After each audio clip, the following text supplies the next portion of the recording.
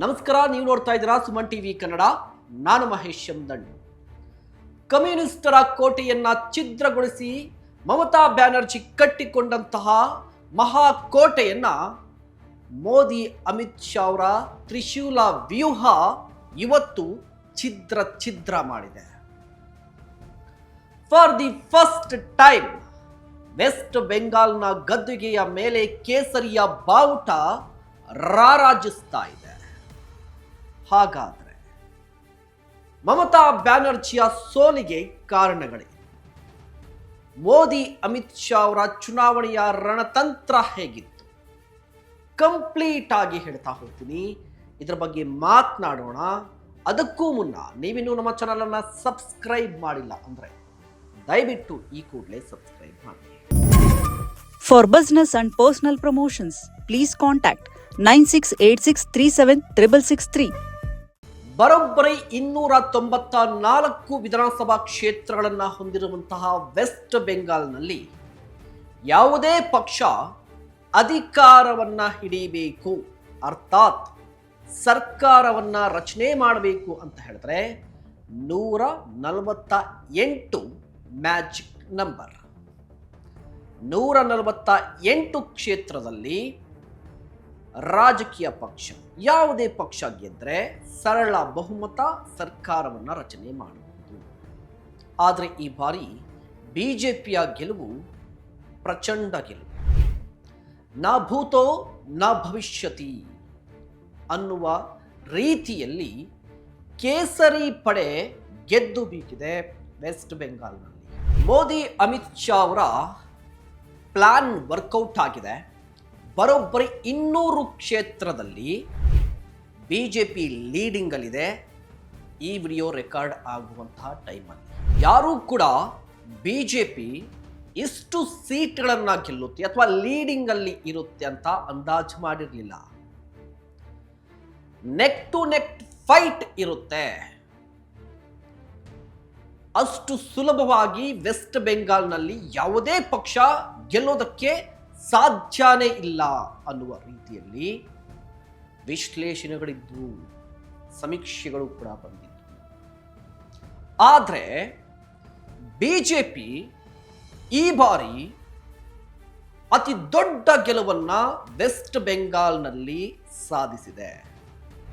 ಯಾರೂ ನಿರೀಕ್ಷೆ ಮಾಡದ ರೀತಿಯಲ್ಲಿ, ಯಾವುದೇ ರಾಜಕೀಯ ಪಂಡಿತ ಅಂದಾಜು ಮಾಡದ ರೀತಿಯಲ್ಲಿ ಸ್ವತಃ ಮಮತಾ ಬ್ಯಾನರ್ಜಿ ಕೂಡ ಈ ಸೋಲನ್ನ ಅಥವಾ ಇಷ್ಟೊಂದು ಹೀನಾಯ ಸೋಲನ್ನ ಕನಸಲ್ಲೂ ಕೂಡ ಕಂಡಿರ್ಲಿಕ್ಕಿಲ್ಲ.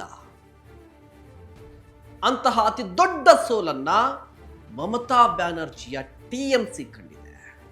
ಹಾಗಾದ್ರೆ ಸುದೀರ್ಘವಾಗಿ ಆಡಳಿತವನ್ನ ನಡೆಸಿದಂತಹ ಮಮತಾ ಬ್ಯಾನರ್ಜಿ ಎಡವಿದ್ದೆಲ್ಲಿ? 0, 3, 70, ಈಗ 200. ಬಿಜೆಪಿ ಈ ನಂಬರ್ಗಳನ್ನು ಚೇಂಜ್ ಮಾಡ್ಕೊಂಡು ಬಂದಿದ್ದು ಹೇಗೆ? 0 ಇಂದ 200 ಕ್ಷೇತ್ರವನ್ನ ಬಿಜೆಪಿ ಗೆದ್ದಿದೆ ಅಂತ ಹೇಳಿದ್ರೆ ಅದರ ಸ್ಟ್ರಗಲ್ ಹೇಗಿತ್ತು, ಪಕ್ಷ ಸಂಘಟನೆ ಹೇಗಿತ್ತು ಅನ್ನೋದನ್ನ ಇನ್ ಡೀಟೇಲ್ಡ್ ಆಗಿ ಮಾತನಾಡ್ತಾ ಹೋಗೋಣ. ಮೊದಲನೇದಾಗಿ ವೀಕ್ಷಕರೇ, 2021ರ ಚುನಾವಣೆಯ ರಿಸಲ್ಟ್ ಅನ್ನ ನಿಮಗೆ ನೆನಪಿಸಲಿಕ್ಕೆ ಇಷ್ಟಪಡ್ತೀನಿ. ನೋಡಿ, 2021 ಬಿಜೆಪಿ ಈ ಹಿಂದಿನಗಿಂತಲೂ ಹೆಚ್ಚಿನ ಪ್ರಮಾಣದಲ್ಲಿ ತುಂಬಾ ಅಗ್ರೆಸಿವ್ ಆಗಿ ವೆಸ್ಟ್ ಬೆಂಗಾಲ್ನಲ್ಲಿ ಪ್ರಚಾರ ಮಾಡಿತ್ತು. ದೀದಿ ವರ್ಸಸ್ ಮೋದಿ ಅನ್ನುವ ರೀತಿಯಲ್ಲಿ ಪ್ರಚಾರ ಮಾಡಿತ್ತು. ಮಮತಾ ಬ್ಯಾನರ್ಜಿ ವರ್ಸಸ್ ಮೋದಿ ಅಂತ ಎಷ್ಟು ಅಗ್ರೆಸಿವ್ ಆಗಿ ಬಿಜೆಪಿ ಹೋಗಿತ್ತು ಅಂತ ಹೇಳಿದ್ರೆ, ತೀರಾ ವೈಯಕ್ತಿಕ ವಿಚಾರವಾಗಿ ಟೀಕೆ ಮಾಡಿದ್ದು, ನಿಂದಿಸಿದ್ದು ಮಮತಾ ಬ್ಯಾನರ್ಜಿಯನ್ನ. ಚುನಾವಣೆ ಸಮೀಕ್ಷೆಗಳು ಬಂತು, ಎಕ್ಸಿಟ್ ಪೋಲ್ಗಳಲ್ಲೂ ಕೂಡ ಬಂತು, ಬಿಜೆಪಿ ಗೆಲ್ಲುತ್ತೆ 2021ರಲ್ಲಿ ಅಂತ ಹೇಳಿ. ಇದರ ನಡುವೆ ಮಮತಾ ಬ್ಯಾನರ್ಜಿ ಅವರಿಗೆ ಒಂದಿಷ್ಟು ಆಕ್ಸಿಡೆಂಟ್ ಕಾರಣಕ್ಕಾಗಿ ವೀಲ್ ಚೇರ್ ಅಲ್ಲಿ ಪ್ರಚಾರ, ಅದು ಕೂಡ ನಾಟಕ ಅಂತ ಬಿಜೆಪಿ ಹೇಳ್ತು. ರಿಸಲ್ಟ್ ಬಂದಂತಹ ಸಂದರ್ಭದಲ್ಲಿ ಬಿಜೆಪಿ ಗೆಲ್ಲುತ್ತೆ ಅಂತ ಹೇಳಿ ಸಮೀಕ್ಷೆಗಳು ಹೇಳಿದ್ರು ನರೇಂದ್ರ ಮೋದಿ ಅವರು, ಅಮಿತ್ ಶಾ ಅವರು ಅದೇ ರೀತಿಯ ವಿಶ್ವಾಸದಲ್ಲಿದ್ದರು. ಬಟ್ ಬಿಜೆಪಿ ಗೆದ್ದದ್ದು ಕೇವಲ 77 ಕ್ಷೇತ್ರದಲ್ಲಿ ಮಾತ್ರ. ಕಳೆದ ಬಾರಿಯ ರಿಸಲ್ಟ್ ಇದು. Vote share 38%. ನೆನಪಲ್ಲಿ ಇಟ್ಕೊಳ್ಳಿ ವೋಟ್ ಶೇರ್ ಅನ್ನ. ಟಿಎಂಸಿ ಬರೋಬ್ಬರಿ 215 ಕ್ಷೇತ್ರದಲ್ಲಿ ಗೆಲುವನ್ನ ಸಾಧಿಸಿತ್ತು. Vote share 48% vote share TMC ಎತ್ತು. ಕಾಂಗ್ರೆಸ್ 0, ಅದರ್ಸ್ 2. 2021ರಲ್ಲಿ ಯಾವ ರೀತಿಯ ರಿಸಲ್ಟ್ ಬಂದಿತ್ತಲ್ವಾ ಅದೇ ರೀತಿಯ ರಿಸಲ್ಟ್ ಈಗಲೂ ಬಂದಿದೆ. ಬಟ್ ಇಲ್ಲಿ ಗೆಲುವಿನ ಸ್ಥಾನದಲ್ಲಿರುವಂಥದ್ದು ಬಿಜೆಪಿ. ಇವತ್ತಿನ ರಿಸಲ್ಟ್, ಈ ಬಾರಿಯ ರಿಸಲ್ಟ್, ಬಿಜೆಪಿ 200 ಕ್ಷೇತ್ರದಲ್ಲಿ ಲೀಡಿಂಗ್, ಟಿಎಂಸಿ 87 ಕ್ಷೇತ್ರದಲ್ಲಿ ಲೀಡಿಂಗ್. ಅಂದರೆ ಆ ಹೆಚ್ಚು ಕಡಿಮೆ ಇದೇ ಸೀಟ್ ಇದೇ ಆಲ್ಮೋಸ್ಟ್ ಫೈನಲ್ ಆಗುತ್ತೆ. ಕಾಂಗ್ರೆಸ್ 2. ಈ ಹಿಂದಿನ ರಿಸಲ್ಟ್ಗಳನ್ನು ನಾನು ಮಾತನಾಡ್ತಾ ಇದ್ದೆ. ಈ ಹಿಂದೆ ಆಗಿದ್ದು ಇದು 2021ದ್ದು. ಬಟ್ ನಿಮಗೆ ಅದಕ್ಕಿಂತ ಮೊದಲು ಗೆದ್ದಿದ್ದು ಹೇಗೆ ಅನ್ನುವಂತಹ ಪ್ರಶ್ನೆ ಬಂದಾಗ ಅದಕ್ಕೆ ಉತ್ತರ ಏನು ಅಂತ ಹೇಳಿದ್ರೆ ಪಕ್ಷ ಸಂಘಟನೆ. ಬಿಜೆಪಿ ಎಷ್ಟರ ಮಟ್ಟಿಗೆ ಪಕ್ಷ ಸಂಘಟನೆ ಮಾಡಿದೆ ಅಂತ ಹೇಳಿದ್ರೆ 2011ರಲ್ಲಿ ಬಿಜೆಪಿಯ ಸಂಖ್ಯೆ ವೆಸ್ಟ್ ಬೆಂಗಾಲ್ನಲ್ಲಿ 0. 2016ರಲ್ಲಿ ಕೇವಲ 3. 2021ರಲ್ಲಿ 77. 2026ರಲ್ಲಿ 200. ಅಂದ್ರೆ ಚುನಾವಣೆಯಿಂದ ಚುನಾವಣೆಗೆ ಬಿಜೆಪಿ ತನ್ನ ಹೋಲ್ಡ್ ಅನ್ನ ಸ್ಟ್ರಾಂಗ್ ಮಾಡ್ಕೊಳ್ತಾ ಹೋಯಿತು. 2016 ಅಂತ ಹೇಳಿದ್ರೆ ಅಲ್ಲಿಗೆ ರಾಷ್ಟ್ರ ರಾಜಕಾರಣಕ್ಕೆ ನರೇಂದ್ರ ಮೋದಿ ಅವರ ಎಂಟ್ರಿ ಆಗಿತ್ತು. ನರೇಂದ್ರ ಮೋದಿ ಅವರ ಎಂಟ್ರಿಯ ನಂತರ ಮಹಾರಾಷ್ಟ್ರದಲ್ಲಿ ಶರದ್ ಪವಾರ್ ಆಗಿರಬಹುದು, ಅದೇ ರೀತಿಯಾಗಿ ದೊಡ್ಡ ದೊಡ್ಡ ನಾಯಕರು ಅಂದ್ರೆ ಈ ಕಾಂಗ್ರೆಸ್ ಜೊತೆ ಮೈತ್ರಿ ಮಾಡಿಕೊಂಡಿದ್ದದ್ದು ಮುಲಾಯಂ ಸಿಂಗ್ ಯಾದವ್, ಲಾಲು ಪ್ರಸಾದ್, ಇವ್ರನ್ನೆಲ್ಲರನ್ನೂ ಕೂಡ ಸೈಡ್ಲೈನ್ ಮಾಡ್ತಾ ಬಂದ್ರು ನರೇಂದ್ರ ಮೋದಿ ಅವರು ರಾಷ್ಟ್ರ ರಾಜಕಾರಣಕ್ಕೆ ಬಂದ ನಂತರ. ಅಂದ್ರೆ UP, ಬಿಹಾರ್, ಮಹಾರಾಷ್ಟ್ರದಲ್ಲಿ ರಾಜಕೀಯ ಪಂಡಿತರು ಅಥವಾ ರಾಜಕೀಯ ಧುರೀಣರು ಅನ್ನುವ ರೀತಿಯಲ್ಲಿ ಇವ್ರನ್ನೆಲ್ಲ ವಿಶ್ಲೇಷಣೆ ಮಾಡಲಾಗ್ತಾ ಇತ್ತು. ಪವಾರ್ ಅವರನ್ನ, ಲಾಲು ಪ್ರಸಾದ್ ಯಾದವ್, ಸೊ ಇವ್ರನ್ನೆಲ್ಲವೂ. ಬಟ್ ಇವ್ರ ಜೊತೆಯಲ್ಲೇ ಇದ್ದಂಥ ಮಮತಾ ಬ್ಯಾನರ್ಜಿ ಅವ್ರನ್ನ ಗೆಲ್ಲಲಿಕ್ಕೆ ಸಾಧ್ಯ ಆಗಲಿಲ್ಲ ಬಿಜೆಪಿಗೆ. ನರೇಂದ್ರ ಮೋದಿ ಅವರು ರಾಷ್ಟ್ರ ರಾಜಕಾರಣಕ್ಕೆ ಬಂದ ನಂತರವೂ ಕೂಡ 2014ರಿಂದ 2021 ಅಥವಾ 2024 ಲೋಕಸಭಾ ಚುನಾವಣೆಗೂ ಕೂಡ ಸಾಕಷ್ಟು ಬಾರಿ ನರೇಂದ್ರ ಮೋದಿಯವರು ವೆಸ್ಟ್ ಬೆಂಗಾಲ್ ಮೇಲೆ ದಂಡೆತ್ತಿ ಹೋಗಿದ್ದಾರೆ. ಬಟ್ ಎಲ್ಲಾ ಟೈಮಲ್ಲೂ ಕೂಡ ಸೋತಿದ್ರು ಕೂಡ ಅವರು ತಮ್ಮ ಬೇರನ್ನ ಅಥವಾ ಬಿಜೆಪಿಯ ಬೇರನ್ನ ಗಟ್ಟಿ ಮಾಡ್ಕೋತಾ ಇದ್ರು. 2016ರಲ್ಲಿ ಕೇವಲ 3 ಕ್ಷೇತ್ರದಲ್ಲಿ ಬಿಜೆಪಿ ಗೆದ್ದಿತ್ತು. 2021ರಲ್ಲಿ 77. ಅಂದ್ರೆ ಅಲ್ಲಿ ಪಕ್ಷ ಸಂಘಟನೆ ಬಿಜೆಪಿ ತುಂಬಾ ಸ್ಟ್ರಾಂಗ್ ಆಗಿ ಮಾಡಿತು. ತುಂಬಾ ಸ್ಟ್ರಾಂಗ್ ಆಗಿ ನರೇಂದ್ರ ಮೋದಿ ಅವರು, ಅಮಿತ್ ಶಾ ಅವರು ರಾಷ್ಟ್ರ ರಾಜಕಾರಣಕ್ಕೆ ಬಂದ ನಂತರ ಪಕ್ಷ ಸಂಘಟನೆ ತುಂಬಾ ಸ್ಟ್ರಾಂಗ್ ಆಗಿ ಮಾಡಿದ್ದು ಬಿಜೆಪಿಗೆ ಹೆಲ್ಪ್ ಆಗಿದೆ. ಪಕ್ಷ ಸಂಘಟನೆ ಸರಿಯಿರಿ, ಹೇಗೆ ಮಾಡಿದ್ರು ಪಕ್ಷ ಸಂಘಟನೆಯನ್ನ ಅಂತ ಹೇಳಿದ್ರೆ ಬಾಂಗ್ಲಾದೇಶದ ಪಕ್ಕದಲ್ಲೇ ಇರುವಂತಹ ಅಥವಾ ಬಾಂಗ್ಲಾದೇಶಕ್ಕೆ ಅಂಟಿಕೊಂಡಿರುವಂತಹ ಈ ವೆಸ್ಟ್ ಬೆಂಗಾಲ್ ಏನಾಗಿತ್ತು ಅಂತ ಹೇಳಿದ್ರೆ ಈ ಅಕ್ರಮ ವಲಸಿಗರು, ಬಾಂಗ್ಲಾ ವಲಸಿಗರು ಬರ್ತಾ ಇದ್ರು. ಈ ಅಕ್ರಮ ಬಾಂಗ್ಲಾ ವಲಸಿಗರಿಂದ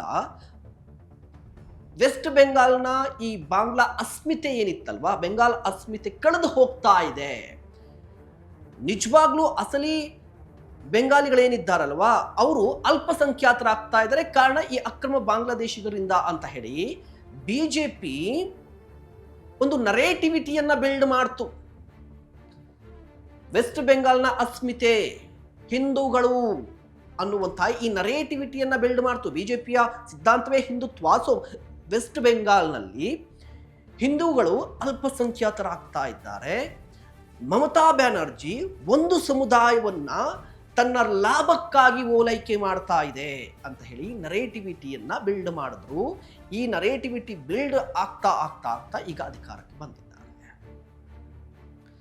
ಕೇವಲ ಬಿಜೆಪಿಯ ಸಂಘಟನೆ ಮತ್ತು ಈ ನರೇಟಿವಿಟಿಯಿಂದನೇ ಟಿಎಂಸಿ ಸೋಲ್ತಾ ಬಿಜೆಪಿ ಗೆಲ್ತಾ ಅಂತ ಹೇಳಿದ್ರೆ ಅಲ್ಲ. ಇಲ್ಲಿ ಮಮತಾ ಬ್ಯಾನರ್ಜಿಯವರ ಎಡವಟ್ಟುಗಳು ಕೂಡ ಇದೆ. ಮಮತಾ ಬ್ಯಾನರ್ಜಿಯವರ ಎಡವಟ್ಟುಗಳು ಮತ್ತೆ ಬಿಜೆಪಿಯ ಪ್ಲಾನಿಂಗ್, ಚುನಾವಣಾ ತಂತ್ರಗಾರಿಕೆ ಅಂತ ಏನು. ಮೊದಲು ಬಿಜೆಪಿಯ ಪ್ಲಾನಿಂಗ್, ಚುನಾವಣಾ ತಂತ್ರಗಾರಿಕೆ ಬಗ್ಗೆ ಮಾತನಾಡ್ತೀನಿ. ಕಳೆದ ಬಾರಿ 2021ರಲ್ಲಿ ಬಿಜೆಪಿ ತುಂಬಾ ಅಗ್ರೆಸಿವ್ ಆಗಿ ದೀದಿ ವಿರುದ್ಧ ಮಾತನಾಡಿತ್ತು. ಮಮತಾ ಬ್ಯಾನರ್ಜಿ ಅವರನ್ನ ಟೀಕೆ ಮಾಡಿತ್ತು ತುಂಬಾ ಅಗ್ರೆಸಿವ್ ಆಗಿ. ಅಮಿತ್ ಶಾ ಅವರಾಗಿರ್ಬೋದು, ನರೇಂದ್ರ ಮೋದಿ ಅವರಾಗಿರ್ಬೋದು, ಸಣ್ಣ ಪುಟ್ಟ ನಾಯಕರಾಗಿರ್ಬೋದು, ಎಲ್ಲರೂ ಕೂಡ ಅಗ್ರೆಸಿವ್ ಆದರು. ಅದು ಏನಾಯಿತು ಅಂತ ಹೇಳಿದ್ರೆ ಬಿಜೆಪಿಗೆ ಬ್ಯಾಕ್ ಫೈರ್ ಆಗಿಬಿಡ್ತು. ಹೇಗೆ ಅಂತ ಹೇಳಿದ್ರೆ ಮಮತಾ ಬ್ಯಾನರ್ಜಿ ಅಂತ ಹೇಳಿದ್ರೆ ಈಗಲೂ ಕೂಡ, ಈಗ ಪಕ್ಷ ಸೋತಿರ್ಬೋದು, ಬಟ್ ಈಗಲೂ ಕೂಡ ಅಲ್ಲಿರುವಂತಹ ಲೋಕಲಿಟ್ಸ್ ಅಂದ್ರೆ ವೆಸ್ಟ್ ಬೆಂಗಾಲ್ನಲ್ಲಿರುವಂತಹ ಜನರಿಗೆ ಮಮತಾ ಬ್ಯಾನರ್ಜಿ ಮೇಲೆ ಒಂದು ಗೌರವ ಇದೆ, ಒಂದಿಷ್ಟು ಪ್ರೀತಿ ಇದೆ. ಸೊ ಮಮತಾ ಬ್ಯಾನರ್ಜಿ ಮಹಿಳೆಯನ್ನ ಮತ್ತು ಮಮತಾ ಬ್ಯಾನರ್ಜಿಯನ್ನ ಈ ರೀತಿಯಾಗಿ ತುಂಬಾ ಅಗ್ರೆಸಿವ್ ಆಗಿ ಟೀಕೆ ಮಾಡಿದ್ದೇನಾಯ್ತು ಅಂತ ಹೇಳಿದ್ರೆ ಬಿಜೆಪಿಗೆ ಬ್ಯಾಕ್ ಫೈರ್ ಆಯಿತು. ಸೊ ಮಮತಾ ಬ್ಯಾನರ್ಜಿ ಕೇಂದ್ರೀಕೃತ ಚುನಾವಣೆ ಆಗ್ಬಿಡ್ತು ಕಳೆದ ಬಾರಿ. ಈ ಕಾರಣಕ್ಕಾಗಿ ಬಿಜೆಪಿಯ ಸೋಲಾಯಿತು. ಬಟ್ ಈ ಬಾರಿ 2026ರಲ್ಲಿ ಏನಾಯ್ತು ಅಂತ ಹೇಳಿದ್ರೆ ಬಿಜೆಪಿ ಆ ರೀತಿಯ ಪ್ಲಾನ್ ಅನ್ನ ಮಾಡಲಿಲ್ಲ, ಅಥವಾ ಮಮತಾ ಬ್ಯಾನರ್ಜಿಯ ಕೇಂದ್ರೀಕೃತ ಚುನಾವಣೆ ಆಗುವುದಕ್ಕೆ ಬಿಜೆಪಿ ಬಿಡಲಿಲ್ಲ. ಅದರ ಬದಲಾಗಿ ಸದ್ಯ ಆಡಳಿತದಲ್ಲಿದ್ದಂತಹ, ಸರ್ಕಾರವನ್ನು ನಡೆಸ್ತಾ ಇದ್ದಂತಹ ಟಿಎಂಸಿಯ ವೈಫಲ್ಯಗಳನ್ನ ಎತ್ತಿ ತೋರಿಸ್ತು. ಮಮತಾ ಬ್ಯಾನರ್ಜಿ ಮುಖ್ಯಮಂತ್ರಿಯಾಗಿದ್ರೂ ಕೂಡ ಟಿಎಂಸಿಯಲ್ಲಿ ನಡೀತಾ ಇದ್ದಂತಹ ಅಕ್ರಮಗಳು, ಭ್ರಷ್ಟಾಚಾರಗಳು, ಅಭಿವೃದ್ಧಿ ಇಲ್ಲದೇ ಇರುವಂಥದ್ದು, ಇದೆಲ್ಲವನ್ನೂ ಕೂಡ ಬಿಜೆಪಿ ಎತ್ತು ತೋರಿಸ್ತಾ ಅಬ್ಕಿ ಬಾರ್ ಪರಿವರ್ತನ್, ಈ ಪದವನ್ನು ಯೂಸ್ ಮಾಡ್ತು. ಪರಿವರ್ತನ್, ವೆಸ್ಟ್ ಬೆಂಗಾಲ್ನಲ್ಲಿ ಪರಿವರ್ತನೆ ಆಗಬೇಕು ಅಂತ. ಪರಿವರ್ತನೆ ಏನು ಅಂತ ಹೇಳಿದ್ರೆ ವೆಸ್ಟ್ ಬೆಂಗಾಲಲ್ಲಿ ದೀದಿ ಕಂಟಿನ್ಯೂಸ್ ಆಗಿ ಅಧಿಕಾರವನ್ನು ನಡೆಸ್ತಾ ಇದ್ದಾರೆ. ಈ ಕಾರಣಕ್ಕಾಗಿ ಅಲ್ಲಿ ಈಗಾಗಲೇ ಆಡಳಿತ ವಿರೋಧಿ ಅಲೆ ಇತ್ತು. ಆ ಆಡಳಿತ ವಿರೋಧಿ ಅಲೆಯ ಜೊತೆಗೆ ಒಂದಿಷ್ಟು ಹಗರಣಗಳು, ಈ ಶಿಕ್ಷಕರನ್ನ ನೇಮಕ ಮಾಡುವಂತಹ ಸಂದರ್ಭದಲ್ಲಿ ದೊಡ್ಡ ಹಗರಣ ಆಯಿತು. ಬರೋಬ್ಬರಿ 22,000 ನೇಮಕಾತಿಯನ್ನು ಕ್ಯಾನ್ಸಲ್ ಮಾಡಬೇಕಾಯಿತು. ಅದು ಕೂಡ ಯುವ ಸಮುದಾಯದಲ್ಲಿ ದೀದಿ ಬಗ್ಗೆ ಇದ್ದಂತಹ ಪ್ರೀತಿ, ನಂಬಿಕೆ ಎಲ್ಲವೂ ಕೂಡ ಚೂರಾಗ್ಬಿಡ್ತು. ಇದಲ್ಲದೆ ಮತ್ತೊಂದು ಕಾರಣ ಏನು ಅಂತ ಹೇಳಿದ್ರೆ ವೆಸ್ಟ್ ಬೆಂಗಾಲ್ನಲ್ಲಿ ಮಹಿಳೆಯರಿಗೆ ರಕ್ಷಣೆ ಇಲ್ಲ ಅನ್ನೋದನ್ನ ಬಿಜೆಪಿ ಹೈಲೈಟ್ ಮಾಡ್ತು. ಬಟ್ ಒಬ್ಬ ಮಹಿಳೆ ಸಿಎಂ ಆಗಿರುವಂತಹ ರಾಜ್ಯದಲ್ಲಿ ಮಹಿಳೆಯರಿಗೆ ರಕ್ಷಣೆ ಇಲ್ಲ, ಲಾ ಅಂಡ್ ಆರ್ಡರ್ ಪ್ರಾಬ್ಲಮ್ ಇದೆ ಅನ್ನೋದನ್ನ ಬಿಜೆಪಿ ಹೈಲೈಟ್ ಮಾಡ್ತು. ಅದಕ್ಕೆ ಬೆಸ್ಟ್ ಎಕ್ಸಾಂಪಲ್, ಒಂದು ವೈದ್ಯಕೀಯ ಶಾಲೆಯಲ್ಲಿ ಅಥವಾ ವೈದ್ಯಕೀಯ ಕಾಲೇಜಿನಲ್ಲಿ ಒಂದು ದೊಡ್ಡ ಇನ್ಸಿಡೆಂಟ್ ಆಯಿತು. ನರ್ಸನ್ನ ರೇಪ್ ಮಾಡಿದ್ದು. ಆ ಇನ್ಸಿಡೆಂಟ್ ಆದಮೇಲೆ ನಿಜವಾಗ್ಲೂ ಕೂಡ ಮಮತಾ ಬ್ಯಾನರ್ಜಿ ಅವರು ನಡೆದುಕೊಂಡಂತಹ ರೀತಿ, ಆ ಸರ್ಕಾರ ನಡೆದುಕೊಂಡಂತಹ ರೀತಿ ಎಲ್ಲವೂ ಕೂಡ ತುಂಬಾ ಕಾಂಟ್ರವರ್ಸಿ ಆಗಿತ್ತು. ಮಮತಾ ಬ್ಯಾನರ್ಜಿ ಅವರೇ ಎಲ್ಲೋ ಒಂದ್ ಕಡೆ ಒಂದು ಮಾತು ಹೇಳ್ಬಿಟ್ಟಿದ್ರು, ಯಾಕೆ ಮಹಿಳೆಯರ ಅಥವಾ ಯುವತಿಯರು 7 ಗಂಟೆ ನಂತರ ಓಡಾಡ್ತಾರೆ ಹೊರಗಡೆ ಅಂತ ಹೇಳ್ಬಿಟ್ಟು. ಅಂದ್ರೆ ರಾತ್ರಿ ಟೈಮಲ್ಲಿ ಮಹಿಳೆಯರು ಯಾಕೆ ಓಡಾಡಬೇಕು ಅನ್ನುವ ರೀತಿಯಲ್ಲಿ ಹೇಳಿಕೆಯನ್ನು ಕೊಟ್ಬಿಟ್ಟಿದ್ರು ಮಹಿಳೆಯಾಗಿ. ಸೊ ಈ ರೀತಿಯ ಹೇಳಿಕೆಯನ್ನು ಕೂಡ ಬಿಜೆಪಿ ಹೈಲೈಟ್ ಮಾಡಿ, ನೋಡಿ ಬಿಜೆಪಿ ಅಧಿಕಾರದಲ್ಲಿರುವಂತಹ ರಾಜ್ಯಗಳಲ್ಲಿ ಮಹಿಳೆ ಮಧ್ಯರಾತ್ರಿಯಲ್ಲೂ ಕೂಡ ಓಡಾಡಬಹುದು, ಇದು ನಿಜವಾದ ಗಾಂಧಿ ಕಂಡಂತ ಕನಸು, ಗಾಂಧಿ ಭಾರತ ಅಂತ ಹೇಳಿಬಿಟ್ಟು. ವೆಸ್ಟ್ ಬೆಂಗಾಲ್ನಲ್ಲಿ ಮಹಿಳೆಯರಿಗೆ ರಕ್ಷಣೆನೇ ಇಲ್ಲ ಅನ್ನುವ ರೀತಿಯಲ್ಲಿ ಇನ್ನರೇಟಿವಿಟಿಯನ್ನ ಬಿಲ್ಡ್ ಮಾಡಿದ್ದು ಕೂಡ ಬಿಜೆಪಿಗೆ ಅತಿ ದೊಡ್ಡ ಪ್ಲಸ್ ಆಯಿತು. ಮಮತಾ ಬ್ಯಾನರ್ಜಿ ಅವರ ಅತಿ ದೊಡ್ಡ ವೋಟ್ ಬ್ಯಾಂಕ್ ಏನು ಅಂತ ಹೇಳಿದ್ರೆ ಮಹಿಳೆ. ಕಾರಣ ಏನಂದ್ರೆ ಅವರು ಕೂಡ ಸ್ವತಃ ಮಹಿಳೆ ಆಗಿರುವ ಕಾರಣಕ್ಕಾಗಿ ಇಡೀ ವೆಸ್ಟ್ ಬೆಂಗಾಲ್ನಲ್ಲಿ ಇದ್ದಂತಹ ಮಹಿಳೆಯರು ಮಮತಾ ಬ್ಯಾನರ್ಜಿ ಅವರನ್ನ ಪ್ರೀತಿಸ್ತಾ ಇದ್ರು, ಗೌರವಿಸ್ತಾ ಇದ್ರು. ಬಟ್ ಈ ಬಾರಿ ಏನಾಯಿತು ಅಂತ ಹೇಳಿದ್ರೆ ಮಹಿಳಾ ವೋಟರ್ಸ್ ಬಿಜೆಪಿ ಕಡೆ ವಾಲ್ದ್ರು. ಕಾರಣ ಈ ರಕ್ಷಣೆ ಅಥವಾ ಈ ಮಹಿಳೆಯರಿಗೆ ಸೇಫ್ಟಿ ಇಲ್ಲ ಅನ್ನುವ ಕಾರಣಕ್ಕಾಗಿ. ಇನ್ನ ಅತಿ ಮುಖ್ಯ ಮತ್ತೊಂದು ವಿಚಾರ ಏನು ಅಂತ ಹೇಳಿದ್ರೆ ಈ ಕಮಿಷನ್ ಸಂಸ್ಕೃತಿ ವೆಸ್ಟ್ ಬೆಂಗಾಲ್ನಲ್ಲಿ ಇತ್ತು ಅಂತ. ಕಮಿಷನ್ ಸಂಸ್ಕೃತಿ ವೆಸ್ಟ್ ಬೆಂಗಾಲ್ನಲ್ಲಿ ಇತ್ತು. ಯಾವ ರೀತಿ ಅಂತ ಹೇಳಿದ್ರೆ ಈ ಟಿಎಂಸಿಯಲ್ಲಿದ್ದಂತಹ ಒಂದಿಷ್ಟು ಈ ಲೋಕಲ್ ಲೆವೆಲ್ ಇದ್ದಂಥ ಲೀಡರ್ಗಳು ಕಮಿಷನ್ ಅನ್ನ ಸಂಗ್ರಹ ಮಾಡ್ತಾ ಇದ್ರು ಜನರಿಂದ ಅನ್ನುವಂಥ ಆರೋಪ. ಅದಕ್ಕೆ ಒಂದು ಪರ್ಟಿಕ್ಯುಲರ್ ಆಗಿ ಒಂದು ವರ್ಡ್ ಇದೆ, ಬಟ್ ಈಗ ನೆನಪಾಗ್ತಾ ಇಲ್ಲ. ಬಟ್ ಹೇಳ್ತಾ ಇರೋದು ಏನು ಅಂತ ಹೇಳಿದ್ರೆ, ಕಮಿಷನ್ ಸಂಸ್ಕೃತಿ ಕೂಡ ಇತ್ತು ಬಿಜೆಪಿಯಲ್ಲಿ, ಅಂತ ಸಾರಿ TMCಯಲ್ಲಿ. TMC ಲೋಕಲ್ ಲೆವೆಲ್ ಇದ್ದಂಥ ಲೀಡರ್ಗಳು ಕಮಿಷನ್ ಅನ್ನ ಪಡೀತಾ ಇದ್ರು. ಈ ಕಮಿಷನ್ ಹಾವಳಿ ಕೂಡ ಜಾಸ್ತಿ ಆಗ್ಬಿಟ್ಟಿತ್ತು. ಇದಲ್ಲದೆ TMC ಮತ್ತೊಂದು ಎಡವಟ್ಟು ಏನು ಮಾಡ್ಕೊಳ್ತು ಮಮತಾ ಬ್ಯಾನರ್ಜಿ ಅವರು ಅಂತ ಹೇಳಿದ್ರೆ, ಈ ಬಾರಿ ಹೆಚ್ಚು ಕಡಿಮೆ 70 ಹಾಲಿ ಶಾಸಕರಿಗೆ ಟಿಕೆಟ್ ಅನ್ನ ಕೊಡಲಿಲ್ಲ. ಕೊಟ್ಟಿದ್ರು ಕೂಡ ಕ್ಷೇತ್ರಗಳನ್ನ ಬದಲಾವಣೆ ಮಾಡಿಕೊಟ್ಟಿದ್ದಾರೆ. ಹಾಲಿ ಶಾಸಕರಿಗೆ ಟಿಕೆಟ್ ಕೊಡದೇ ಇದ್ದದ್ದು, ಕ್ಷೇತ್ರಗಳನ್ನ ಬದಲಾವಣೆ ಮಾಡಿದ್ದು ಕೂಡ TMCಗೆ ಮೈನಸ್ ಆಗಿದೆ. ಇದರ ಜೊತೆಗೆ TMC ನಂಬಿಕೊಂಡಿದ್ದಂತಹ ಕ್ಷೇತ್ರಗಳು, ನಾನಾಗಲೇ ಹೇಳ್ತಾ ಇದ್ದೆ, ಈ ಬಾಂಗ್ಲಾದೇಶಕ್ಕೆ ಅಂಟಿಕೊಂಡಿರುವಂತಹ ಜಿಲ್ಲೆಗಳಲ್ಲಿ TMC ಯಾವತ್ತೂ ಕೂಡ ಕ್ಲೀನ್ ಸ್ವೀಪ್ ಮಾಡ್ತಾ ಇತ್ತು. ಬರೋಬ್ಬರಿ 130 ಕ್ಷೇತ್ರಗಳನ್ನು ತೆಗೆದುಕೊಂಡ್ರೆ 130 ಕ್ಷೇತ್ರಕ್ಕೂ ಆಲ್ಮೋಸ್ಟ್ 130ರಿಂದ 180 ಕ್ಷೇತ್ರಗಳಲ್ಲಿ 30% ಮುಸ್ಲಿಂ ವೋಟರ್ಸ್ ಇದ್ದಾರೆ. ಸೊ ಆ ಮುಸ್ಲಿಂ ವೋಟರ್ಸ್ ನಿರ್ಣಾಯಕ ಪಾತ್ರ ವಹಿಸುವಂತಹ ಎಲ್ಲ ಕ್ಷೇತ್ರದಲ್ಲೂ ಕೂಡ TMC ಪ್ರತಿ ಎಲೆಕ್ಷನ್ ಅಲ್ಲಿ ಕ್ಲೀನ್ ಸ್ವೀಪ್ ಮಾಡ್ಕೊಂಡು ಹೋಗ್ತಾ ಇತ್ತು. ಬಟ್ ಈ ಬಾರಿ ಏನಾಗಿದೆ ಅಂತ ಹೇಳಿದ್ರೆ, ಆ ಕ್ಲೀನ್ ಸ್ವೀಪ್ ಆಗಲಿಲ್ಲ, ಅಥವಾ ಆ ಸ್ಟ್ರೈಕ್ ರೇಟ್ ತುಂಬಾ ಕಡಿಮೆ ಆಗಿಬಿಟ್ಟಿದೆ. ಸ್ಟ್ರೈಕ್ ರೇಟ್ ಅಂದರೆ ಗೆಲ್ಲುವಂಥ ಸ್ಟ್ರೈಕ್ ರೇಟ್ ಕಡಿಮೆ ಆಗಿಬಿಟ್ಟಿದೆ. ಇದಕ್ಕೆ SIR ಕೂಡ ಕಾರಣ ಅಂತ ಹೇಳಿ TMC ಹೇಳ್ತಾ ಇದೆ. SIR ಏನಾಯಿತು ಅಂತ ಹೇಳಿದ್ರೆ, 91 ಲಕ್ಷ ಮತದಾರರ ಪಟ್ಟಿಯಿಂದ ಕೈ ಬಿಡಲಾಯಿತು. ಆ ಮತದಾರರು ಯಾರು? 91 ಲಕ್ಷ ಮತದಾರರು ಯಾರು ಅಂದರೆ ಅಕ್ರಮವಾಗಿ ಬಂದಿರುವಂಥ ವಲಸಿಗರು ಅಂತ ಹೇಳಿ ಚುನಾವಣಾ ಆಯೋಗ ಹೇಳ್ತಾ ಇದೆ. ಬಟ್ ಇಲ್ಲಿ TMC ಆರೋಪ ಮಾಡಿದ್ದೇನು ಅಂತ ಹೇಳಿದ್ರೆ, ಅವರೆಲ್ಲರೂ ಕೂಡ TMC ವೋಟರ್ಸ್ ಆಗಿದ್ರು. ಸೊ ಬಿಜೆಪಿ ಗೆಲ್ಲೋದಕ್ಕೆ ಏನೆಲ್ಲ ಮಾಡಿದೆ ಅಂತ ಹೇಳಿದ್ರೆ, ಚುನಾವಣಾ ಆಯೋಗವನ್ನು ಬಳಸ್ಕೊಂಡ್ಬಿಟ್ಟಿದೆ. ಚುನಾವಣಾ ಆಯೋಗವನ್ನು ಬಳಸ್ಕೊಂಡು TMC ವೋಟರ್ಸ್ ಅನ್ನ ಮತದಾರರ ಪಟ್ಟಿಯಿಂದ ಕೈ ಬಿಟ್ಬಿಟ್ಟಿದೆ ಅಂತ ಹೇಳಿ TMC ಈಗಲೂ ಕೂಡ ಆರೋಪ ಮಾಡ್ತಾ ಇದೆ. SIR ಕೂಡ ಒಂದು ರೀಸನ್ ಆಗಿರ್ಬೋದು. 91 ಲಕ್ಷ ಮತದಾರರ ಪಟ್ಟಿಯಿಂದ ಕೈ ಬಿಟ್ಟಿರುವ ಕಾರಣಕ್ಕಾಗಿ ಅದು ಕೂಡ ಎಫೆಕ್ಟ್ ಆಗಿರ್ಬೋದು. ಇದ್ರ ಜೊತೆಗೆ TMC ಕೇವಲ ಒಂದು ಸಮುದಾಯವನ್ನ ಕೇಂದ್ರೀಕರಿಸ್ತಾ ಇದೆ ಅಥವಾ ಓಲೈಕೆ ಮಾಡ್ತಾ ಇದೆ, ಅದು ಮುಸ್ಲಿಂ ಸಮುದಾಯನ ಅಂತ ಹೇಳಿ. ಅಲ್ಲಿರುವಂತಹ ವೆಸ್ಟ್ ಬೆಂಗಾಲ್ನಲ್ಲಿರುವಂತಹ SC ST OBC ಈ ಸಮುದಾಯವನ್ನ TMC ಕಡೆಗಣಿಸಿದೆ ಅನ್ನೋದನ್ನ ಬಿಜೆಪಿ ಹೈಲೈಟ್ ಮಾಡ್ತು. ಸೊ ಇದು ಕೂಡ ಬಿಜೆಪಿಗೆ ಪ್ಲಸ್ ಆಯಿತು. ಒಂದು, ಆಡಳಿತ ವಿರೋಧಿ ಅಲೆ ಹೆಚ್ಚಾಗಿದ್ದದ್ದು, ಮಮತಾ ಬ್ಯಾನರ್ಜಿ ಅವರ ಮೇಲಿದ್ದಂಥ ನಂಬಿಕೆ ಕಡಿಮೆ ಆಗಿದ್ದು, ಬಿಜೆಪಿ ತುಂಬ ಅಗ್ರೆಸಿವ್ ಆಗಿ ಪ್ರಚಾರ ಮಾಡಿದ್ದು, ತುಂಬ ಕ್ಯಾಲ್ಕುಲೇಟ್ ಆಗಿ ಪ್ರಚಾರ ಮಾಡಿದ್ದು. ಅದೇ ಸಂದರ್ಭದಲ್ಲಿ ಎಲೆಕ್ಷನ್ನ ಸಂದರ್ಭದಲ್ಲಿ TMCಯಲ್ಲಿದ್ದಂತಹ ನಾಯಕರು ಬಿಜೆಪಿಗೆ ಬಂದಿದ್ದು. ಸೊ ಈ ಎಲ್ಲ ಕಾರಣಕ್ಕಾಗಿ ಬಿಜೆಪಿ ಗೆಲುವನ್ನು ಸಾಧಿಸಿದೆ ಅತಿ ದೊಡ್ಡ ಪಕ್ಷವಾಗಿ.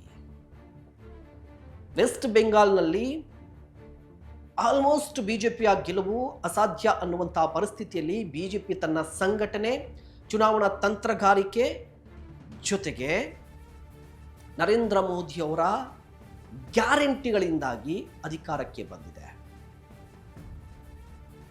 ಇದಲ್ಲದೆ ಈ ಗೆಲುವಿನ ನಂತರ ಏನಾಗುತ್ತೆ ಅನ್ನುವಂತಹ ಕುತೂಹಲ ಇದೆ ವೆಸ್ಟ್ ಬೆಂಗಾಲ್ನಲ್ಲಿ. ಕಾರಣ ಇಷ್ಟೇ, ಕಳೆದ ಬಾರಿ TMC ಗೆದ್ದಂತಹ ಸಂದರ್ಭದಲ್ಲಿ ಎಲೆಕ್ಷನ್ನ ನಂತರ ಭದ್ರತಾ ಪಡೆಗಳು ವಾಪಸ್ ಆದವು. ಬಟ್ ಅದಾದ ನಂತರ ಬಿಜೆಪಿ ಕಾರ್ಯಕರ್ತರ ಕೊಲೆಗಳಾಯಿತು 60ಕ್ಕೂ ಹೆಚ್ಚು.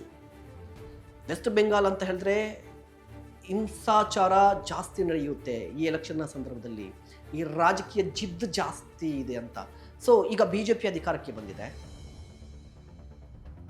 ಆ ಹಿಂಸಾಚಾರ ಮತ್ತೆ ರಿಪೀಟ್ ಆಗುತ್ತಾ ಅಥವಾ ಶಾಂತವಾಗುತ್ತಾ? ಅಮಿತ್ ಶಾ ಅವರು ಒಂದು ಹೇಳಿಕೆಯನ್ನು ಕೊಟ್ಟಿದ್ರು, ನಾವು ಅಧಿಕಾರಕ್ಕೆ ಬಂದ ನಂತರ ಮೇ 4ರ ನಂತರ ನಾವು ಅಧಿಕಾರಕ್ಕೆ ಬರ್ತೀವಿ, ಆಗ TMCಯ ಗೂಂಡಾಗಳನ್ನು ನಾವು ಉಲ್ಟಾ ನೇತು ಹಾಕ್ತೀವಿ ನೋಡಿ ಅಂತ ಹೇಳಿದರು. ಸೊ ಅಲ್ಲಿ ಈ ಹಿಂಸಾಚಾರ ನೇಚರ್ ಆಗಿಬಿಟ್ಟಿದೆ. ಬಟ್ ಅದು ಆಗದೆ ಶಾಂತ ರೀತಿಯಲ್ಲಿ ಇರಬೇಕು ಅಂತ ಹೇಳಿ ಎಲ್ಲರೂ ಬಯಸ್ತಾ ಇದ್ದಾರೆ. ಬಟ್ ಅದಾಗುತ್ತಾ? ಲಾ ಅಂಡ್ ಆರ್ಡರ್ ಸರಿ ಹೋಗುತ್ತಾ? ಬಿಜೆಪಿ ವೆಸ್ಟ್ ಬೆಂಗಾಲ್ನ ಚಿತ್ರಣವನ್ನು ಬದಲಾಯಿಸುತ್ತಾ? ಕಾದು ನೋಡಬೇಕಾಗಿರುವಂಥದ್ದು. ನಿಮ್ಗೇನನ್ಸುತ್ತೆ ಬಿಜೆಪಿಯ ಈ ಗೆಲುವಿನ ಬಗ್ಗೆ? ಮಮತಾ ಬ್ಯಾನರ್ಜಿ ಸೋತಿದ್ಯಾಕೆ? ಸೊ ನಿಮ್ಮ ಅಭಿಪ್ರಾಯವನ್ನು ದಯವಿಟ್ಟು ಕಮೆಂಟ್ ಮಾಡಿ. ಇಂತಹ ಮತ್ತಷ್ಟು ಕಂಟೆಂಟ್ಗಾಗಿ ನೋಡ್ತಾ ಇರಿ ಸುಮನ್ TV ಕನ್ನಡ.